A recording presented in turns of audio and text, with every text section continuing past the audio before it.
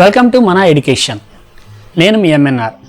మన education present చేస్తున్నటువంటి the math కోడర్స్లో భాగంగా ఈరోజు మనం code.orgలో ఆర్టిస్ట్లో ఫంక్షన్స్, కోడింగ్లో ఫంక్షన్స్ అనేది చాలా ఇంపార్టెంట్ కాన్సెప్ట్. సో ఇక్కడ మనకి ఉన్నటువంటి బై డిఫాల్ట్ ఫంక్షన్స్ ఏమున్నాయి, వాటిని ఎలా ఉపయోగించుకుంటున్నాము, వాటిని ఉపయోగించుకొని ఎటువంటి డిజైన్స్ చేయొచ్చు నేర్చుకుందాము. నేను రెడీ, మరి మీరు రెడీయా? ఓకే, code.orgకి వెళ్ళిపోయాం. ఇక్కడ చూడండి, మనకి బ్లాక్స్లో కేటగిరీ ఆఫ్ బ్లాక్స్లో ఒకసారి యాక్షన్స్, బ్రషెస్, లూప్స్ అయిపోయినాయి. మ్యాథ్ లాజిక్ నేర్చుకుందాము. దానికంటే ముందుగా ఫంక్షన్స్.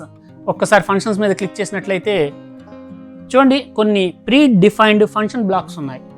ఏంటి ఈ ప్రీ డిఫైన్డ్ ఫంక్షన్ బ్లాక్స్ అనేది మనకు అర్థం కావాలి అంటే ఒక్కసారి ఫస్ట్ దీనికి వెళ్దామండి. డ్రా ఏ స్క్వైర్. ఇక్కడ చూడండి, డ్రా ఏ స్క్వైర్ ఉంది. ఈ బ్లాక్ తీసుకుందాం.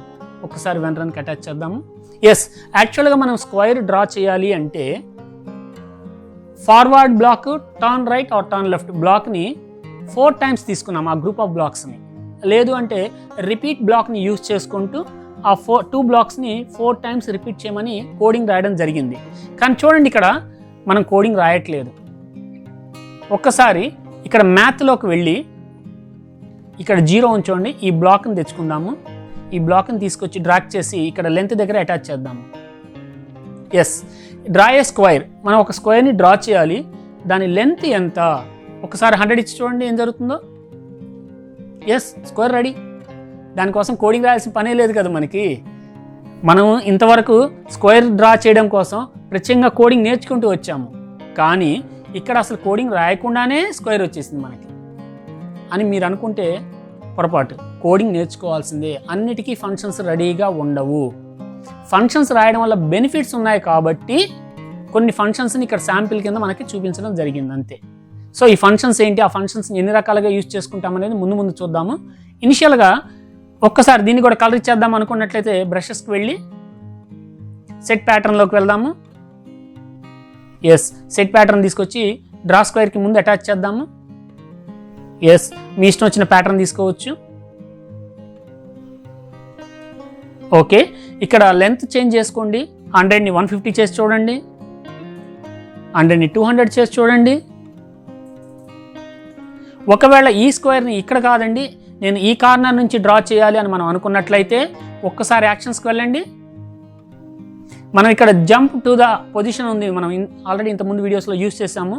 ఆ బ్లాక్ని డ్రాగ్ చేసి స్టార్టింగ్లో పెట్టేసేయండి. చూడండి, టాప్ లెఫ్ట్.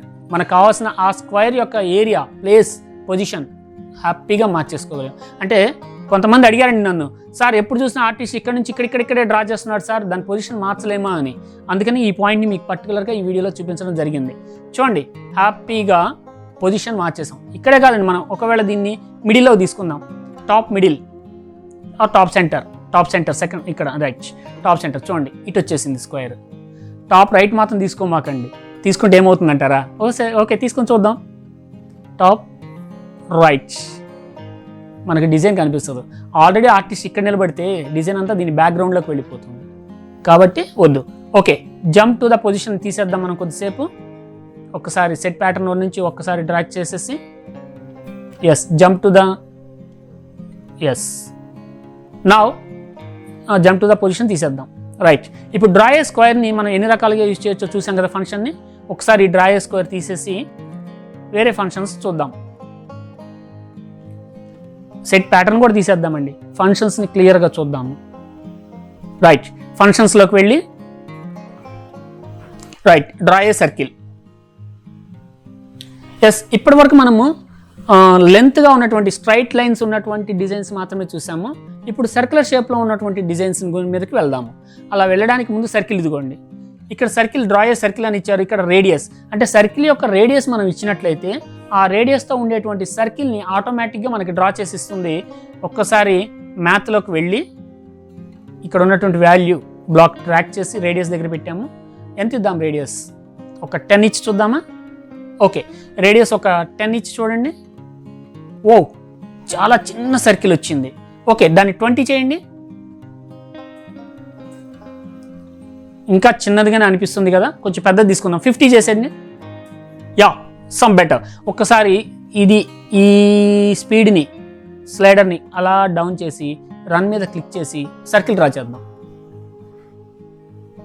ఇప్పుడు ఆ సర్కిల్ కంప్లీట్ అవ్వడానికి చాలా టైం పడుతుందండి. స్లోగా డ్రా చేయడం అంటే ఒక్కొక్క డాట్ని కలుపుకుంటూ వెళ్తుంది సర్కిల్. సో దాన్ని కొంచెం స్పీడ్ చేద్దాము. ఒక్కసారి ఇక్కడ స్పీడ్ని పెంచేసేయండి, ఫుల్ తీసేసుకోండి. ఎందుకంటే ఫుల్ స్పీడ్లో ఉన్న సర్కిల్ డ్రా అవ్వడానికి కొంచెం టైం పడుతుంది ఎప్పుడైనా సరే. That's fine. ఒక్కసారి రేడియస్ ఇంక్రీజ్ చేసి 100 తీసుకొని చూద్దామండి.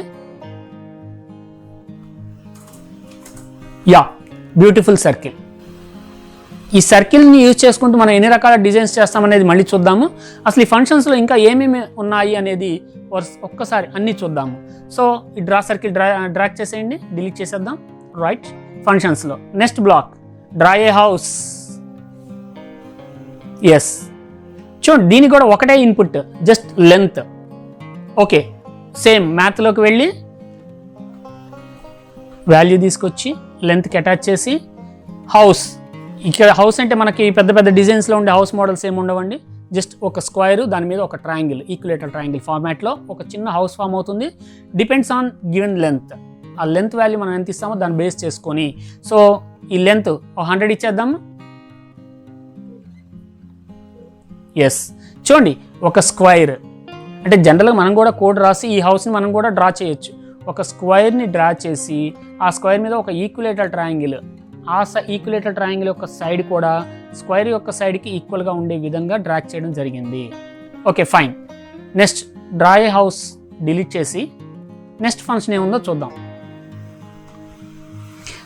Wait draw a pin wheel ఇప్పుడే వద్దండి, డ్రా ఏ షేప్కి వెళ్దాం. ఎందుకంటే ఇక్కడ 2 ఇన్పుట్స్ వచ్చాయి. మనం ఇంతవరకు సింగిల్ ఇన్పుట్ చూసాము, ఇప్పుడు 2 ఇన్పుట్స్. డ్రా ఏ షేప్, ఏ షేప్ డ్రా చేయొచ్చు. ఓకే, మ్యాథ్లోకి వెళ్ళి ఇక్కడ ఉన్నటువంటి ఇన్పుట్ వాల్యూ బ్లాక్ డ్రాగ్ చేసి సైడ్స్ దగ్గర అటాచ్ చేద్దాం. అలానే మళ్ళీ మ్యాథ్లోకి వెళ్ళి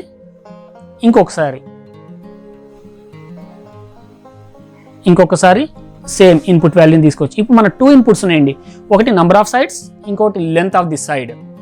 okay, number of sides values experiment చేద్దామండి. ఒకటే సైడ్ ఓన్లీ 1 ఇద్దాము, లెంత్ 100 ఇద్దాము. ఒక స్ట్రైట్ లైన్ ఫామ్ అయ్యింది, అంతే కదండి. ఒకటే సైడ్ కదా మనం అడిగింది. ఓకే, ఒకవేళ దీన్ని 2 అడిగాము అనుకుందాం. 2 సైడ్స్ 2 తీసుకుందాము. ఒక్కసారి రీసెట్ చేయండి. 2 సైడ్స్ తీసుకోవడం వల్ల కూడా మనకి పెద్ద చేంజ్ ఏమి రాలేదు. కాకపోతే ఓన్లీ చేంజ్ ఏంటంటే ఫార్వర్డ్ బ్యాక్వర్డ్ 2 అప్లై అయ్యింది చూడండి ఒకసారి. సో సైడ్స్ 3 తీసుకుందాం ఇప్పుడు. యా, ఈక్యులేటర్ ట్రయాంగిల్ ఫామ్ అయ్యింది. సైడ్స్ 4 తీసుకుంటే స్క్వేర్, సైడ్స్ 5 తీసుకుంటే పెంటగాన్. ఇవన్నీ మనం ఆల్రెడీ డ్రా చేసామండి. స్క్వేర్, పెంటగాను, హెక్సగాను, సెప్టగాను, ఆక్టగాను, ఇలా మన రెగ్యులర్ పోలిగన్స్ని ఎలా డ్రా చేస్తామనేది ఇంతకుముందు వీడియోస్లో మనం చూసాము. వాటికి వాల్యూస్ ఏ విధంగా తీసుకోవాలనేది కూడా మనం చూసాము. అయితే ఇక్కడ కూడా అదే జరిగింది. దాని బ్యాక్ ఎండ్లో మనం ఏ కోడ్ అయితే రాసామో ఆ కోడ్ మొత్తం బీ రెడీలో ఉంది, ఇక్కడ ఎగ్జిక్యూట్ అవుతుంది. దాని ప్రకారం ఇక్కడ క్యాలిక్యులేట్ అయ్యి ఎగ్జిక్యూట్ అవుతుంది. అయితే మీరు గమనించాల్సింది ఈ 3, 4, 5, 6, 7 ఇవన్నీ ఓకే.